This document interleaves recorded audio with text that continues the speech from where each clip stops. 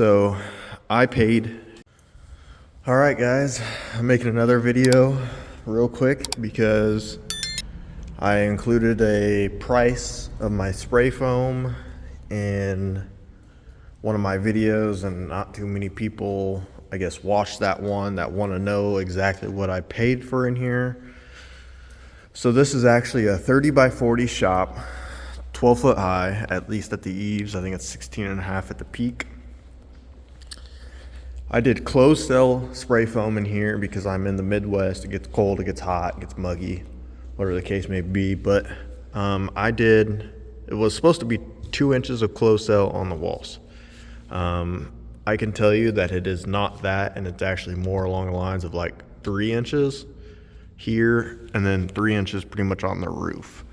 Ideally, if you're in an area like this, most people do 2 or 2 on the walls and then like 4 or 5 on the ceiling, but that's kind of personal opinion. I got several quotes. I think I had 4 quotes. First one was at $5,400, and that was 2 inches of closed cell, on the walls, roof, everything. And then I got another one that was $54, and it was kind of weird. Those 2 quotes, $300 of each other makes sense. But they were in 2 different locations. I mean, they were 1.5 to 2 hours apart from each other. So I don't think they spoke to each other like that, And then I got another quote that came in at, I think, $8,300.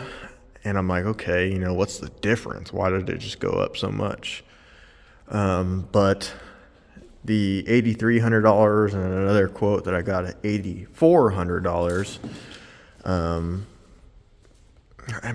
I might actually be wrong on that. I think it was $8,200 was the first quote I got. Nope, 81 would have been the first quote, 81 like 40, and then the second quote was 82. And I ended up actually going with the last person because I know him. He does good work. So I paid $8,200 for, 3 inches of closed cell roof ceiling, quote unquote, walls, and then front walls. And I got 2 inches here, 2 inches on the front, because that's how big those studs were that this building came with. But the side, my purlins are 1.5 inches, so you can see where the purlin kind of is. And then the stud itself was 3 inches, so you're halfway into the stud, so it's about 3 inches of spray foam. But yeah, I mean, shop around, you guys. This isn't going to be too long of a video because I wanted to just put something out because everyone keeps asking me about, like kind of what's going on.